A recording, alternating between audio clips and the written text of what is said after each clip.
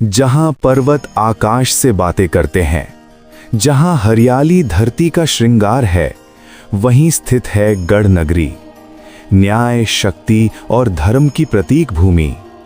इस भव्य नगरी के महल में राजगद्दी पर विराजमान है राजा कालसिन।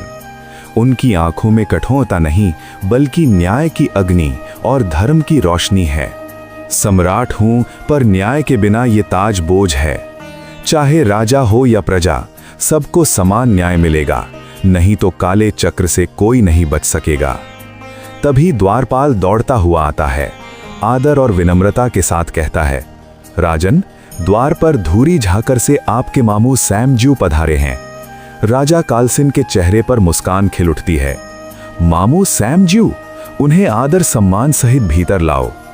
महल में प्रवेश करते हैं सैमज्यू, साधारण वस्त्रों में, पर चेहरे पर अद्भुत दिव्य आभा।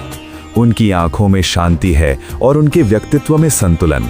ये केवल एक मिलन नहीं, ये धर्म और रक्त का संगम है। कालसिन कहते हैं, मामू, आप यहाँ कैसे आ पहुंचे? क्या खुशखबरी है? सब कुशल मंगल? सैमज्यू हंसते हुए कहते हैं, भानेज, बहुत समय हो गया भ्राता हरज्यू से मुलाकात नहीं हुई। सोचा उनसे मिलकर माँ गंगा के दर्शन और स्नान भी हो जाए। इस बीच तुम्हें भी हरिद्वार साथ ले चलूं? कालसिन आनंदित होकर कहते हैं, बहुत अच्छा। माँ गंगा के दर्शन का सौभाग्य हर किसी को नहीं मिलता। मैं और आप साथ चलेंगे, पर मुझे लगता है कि हमें भ्राता गोरिया को भी इस यात्रा में शामिल करना चाहिए। सैमज्यू सहमत होते हुए कहते हैं, ये एक बहुत अच्छा विचार है। इस बहाने बड़े भानिज से भी मिल लेंगे। तभी बालो गोरिया को संदेश भेजा जाता है। संदेशवाहक आता है, राजन, कालसिन राजा ने आपको हरिद्वार की पवित्र यात्रा में शामिल होने का निमंत्रण भेजा है। बाला गोरिया प्रसन्न होकर कहते हैं, ये यात्रा साधारण नहीं, ये धर्म और भक्ति की यात्रा है। मैं अवश्य चलूंगा।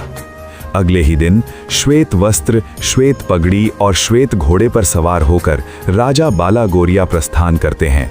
ढोल बजते हैं, शंख गूंजते हैं, दिशाएं पवित्र हो उठती हैं। राजमहल के विशाल आंगन में पहले से उपस्थित हैं कालसिन और सैमज्यू। दूर से आता है श्वेत घोड़े पर बाला गोरिया का दिव्य स्वरूप। फूलों की वर्षा होने लगती है, देवताओं की अगवानी की ध्वनियां गूंजती हैं। कालसिन उत्साह से कहते हैं, आज हमारी यात्रा पूर्ण हो गई है। बाला गोरिया, हमारे बड़े भाई अब इस पवित्र यात्रा के सहभागी हैं। सैमज्यू मुस्कुराकर कहते हैं, हाँ भानिज, अब ये यात्रा और भी शक्तिशाली हो गई है। तीनों के चेहरे पर दिव्य आभा, सम्मान, प्रेम और धर्म का अद्भुत संगम। कालसिन की वाणी गूंजती है, अच्छा किया तुमने आने का। अब हम तीनों एक साथ हरिद्वार जाएंगे। ये यात्रा अब और भी पुण्य की होगी। ढोल, शंख और जय घोष। जय कालसिन, जय बाला गोरिया, जय सैमज्यू, जय माँ गंगा। देवताओं के आशीर्वाद के साथ सैनिक, सहायक और भक्तों का कारवां हरिद्वार की ओर बढ़ता है। उस पवित्र मार्ग पर ठहर जाता है जहां से धर्म, भक्ति और दिव्यता की एक नई कथा आरंभ होती है।